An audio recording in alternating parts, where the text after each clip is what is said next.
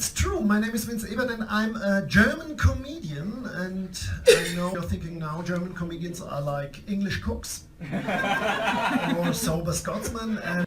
Oh! Boy, Mr. Shady. Ladies and gentlemen, boys and girls, yes, you know what time it is. It's your boy, usually shit one and only, and we are back here again today. We are very back, guys. We are back from Germany. I'm back from Hamburg, and you know what? Yeah, I had a very good time. I had a very swell time. I had 3 nights, 4 days. Amazing, amazing, so lovely. The reception was good. I tried the foods. I did tours. I walked around everywhere. Anyway, guys, I'm gonna go back again. Hopefully this time I'm gonna go Berlin for 1 week.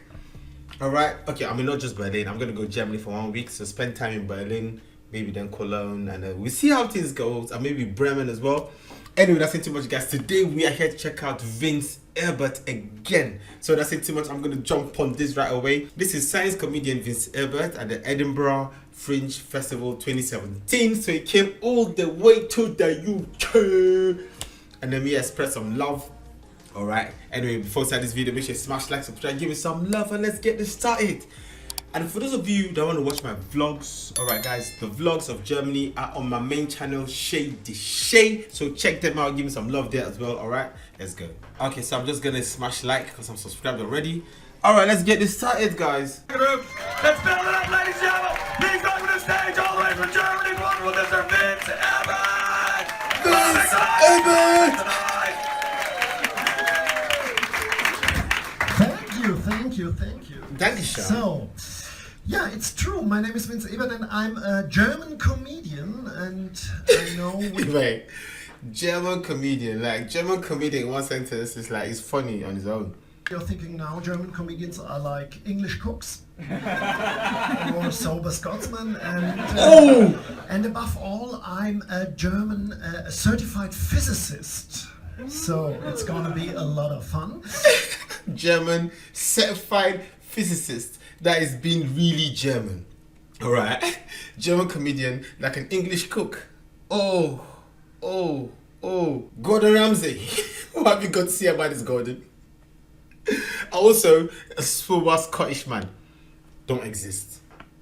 Because we physicists actually have a very good sense of humor.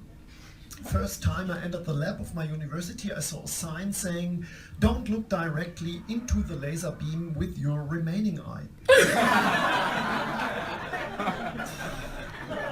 In Germany, I've been on stage for almost 20... Wait, don't look directly in the laser beam with your remaining eye, which means the other eye looks, and now they're like, well, you've learned. That's because scientists are really curious. Don't look directly into the laser beam with your remaining eye. In Germany, I've been on stage for almost 20 years to explain scientific facts with the fundamental laws of humor. And in my opinion, this is absolutely necessary because our basic scientific knowledge in Germany is simply a catastrophe. 34% of all German high school students believe that Voltaire invented the battery, or want to spend a year as an ampere in France. Okay, some of you might say 34%, that's hard to believe. Ampere. That would be more than half. Electric current.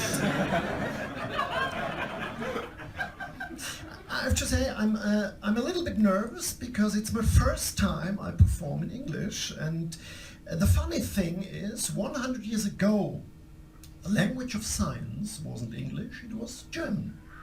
Back in the days, every well-educated person in the world had to learn German. And if we hadn't screwed up 80 years ago, I could perform here at the Fringe Festival in my own language. And probably even in my own country, who knows?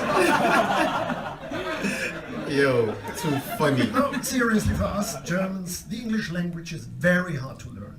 You have complicated words like squirrel, neural, neurologist. We Germans, we have words like Blitzkrieg, Weltschmerz, Achtung. That's simple and clear. No. And we physicists like it simple and clear because the basic idea, the central principle of science is very simple too. Scientific thinking is basically the testing of assumptions. That's it.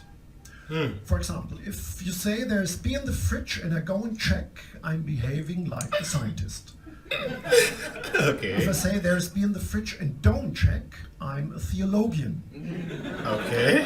If I look into the fridge, find no beer and still say there is, then I'm an esoteric. But what do I do if the fridge is locked? Then I have to look for other ways of finding out. I can shake it, weigh it, x-ray it, burn it, and search the ashes for beer remains. That's all very time consuming. That's why an esoteric can claim more nonsense in 5 minutes than a scientist can disprove in his lifetime. But even if I have tried everything to find out whether there is beer in this fucking locked up fridge or not, I can never be 100% positive. A tiny bit of doubt remains. That's why in natural sciences there is no 100% certified knowledge. Okay. It's the same in real life. A farmer comes into a turkey stable every morning to feed them. The birds think, hey, our farmer is a really cool dude.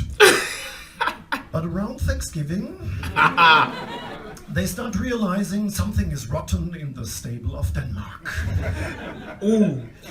What I wanted to say, the central principle of science is be skeptical of everything. And I know this is very hard because we all stick to our beliefs, don't we? Regardless of our education. In Germany, for example, a lot of well-educated people believe in homeopathy. Homeopathy is a very big thing in Germany. I'm not sure if you are familiar with the basic idea. It's this delusion thing. This guy's a joker. So homeopathy is a system of complementary medicine in which ailments are treated by minute doses of natural substances that in larger amounts will produce symptoms of the ailment. You get that? That's crazy. That sounds like an irony. The more you dilute a special substance with a solvent like water, the more powerful the substance gets. And this dilution goes on and on until no single molecule of the original substance is left in the water. And then the remedy is supposed to be at its strongest. That's about as plausible as throwing your car keys in the Thames in Oxford and then trying to start your Range Rover with the Thames water in London. People are very good at believing bullshit. I know what I'm talking about, because I grew up in a remote village in Bavaria. I'm sure you all know Bavaria, it's like Texas without guns. And the name of my hometown is called Amorbach. Beautiful name, isn't it? No. Amor, like the Roman god of love. That's why we have 4,000 citizens sharing 3 family names. And it's also a very area, very religious people there. And I can remember when I was a child, I was forced to go to the Holy Mass every Sunday. And of course I did. Only once in my childhood I dared to cut. And 3 days later the Pope died. That bothered me for years. But I managed to get rid of my superstition because I was curious. I always wanted to know what's behind the curtain. One day I peed on an electric fence to prove Ohm's law. Just kidding. In Amorbach we don't have any electricity. He got me there. And No, he got me there because when I was young as a kid, I kept thinking about what was going to happen if I pee on an electric fence or electric wire, but it makes sense that it's going to conduct electricity and I'm going to become a human barbecue, so I never tried it. in this time I also got a pretty good idea of how relativity theory works. Einstein. Which says time passes slower or faster depending on the space. Or as Einstein put it, the length of 1 minute depends delicately on which side of the toilet door you are.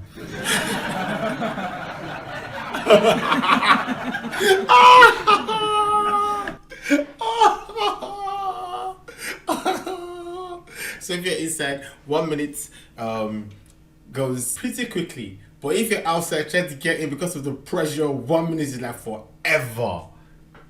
Now, I always wanted to see the world outside. When I was 17, me and a few pals went to Frankfurt for the first time. And for me, it was a culture shock. We walked through a park and suddenly we noticed amounts of syringes lying on the lawn.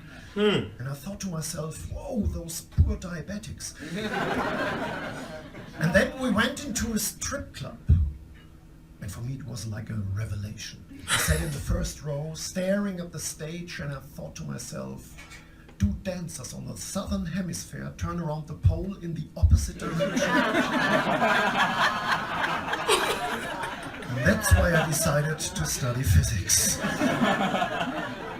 Poor guy. To make a long story short, since then I see it as a mission to tell people about the fascinating things going on in science. Because science is not about complicated equations or abstract theories. Okay. Science is about asking simple questions. Okay. Why is the sky blue? Why is the night black? Why shouldn't we eat yellow snow? That's the yellow snow. Or puke. Wait, yellow snow. Come to me. It's someone peeing on the snow, isn't it? A few years ago, Nobel Prize winner Eric Kandel told a very inspiring story. When as a child he would come home from school, his parents didn't ask him, "What did you learn today?" Instead they wanted to know, "Did you ask a good question today?" Which is a very good question itself. If a cat always falls on her feet and a jelly sandwich always falls on its face, what would happen if you tie a jelly sandwich onto the back of a cat?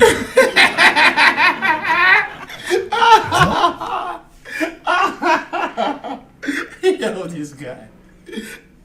His curiosity is funny. This guy is legit too funny. How can people laugh at science? How can science be so funny? How can you make science funny, bro? Vince Ebert. Well done, sir. All about asking questions. Once I asked the old priest of my childhood in Amorbach, "Father, what did God do before he created the world?" And he looked me straight in the eye and said, "He prepared hell for people who ask questions like this." I think this is the biggest difference between religion and science. Believers constantly provide ready-made answers. Scientists constantly provide questions. Why does everybody call our priest father? Except for his own children, they call him uncle.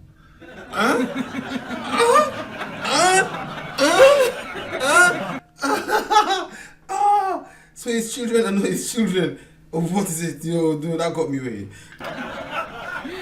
Good questions are subversive, creative, and uncomfortable, but the answers lead to completely new perspectives.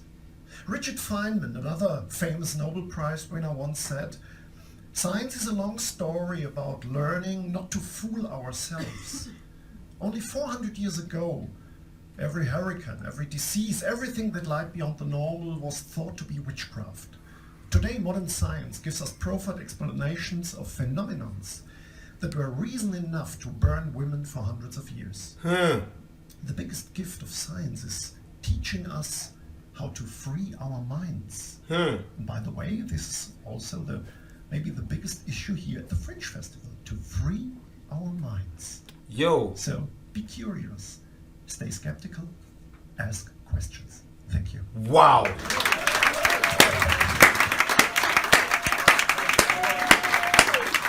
Ladies and gentlemen, give it up for Mr. Vince Ebert! Yo. Brup. I came here just for humor, to laugh at funny things and unserious things, but I got lectured. I got proper lectured, yeah? So interesting. This guy should become a lecturer in university. Like, all these students are going to become A students. In fact, if there's a grade higher than A, they're going to be the alpha students.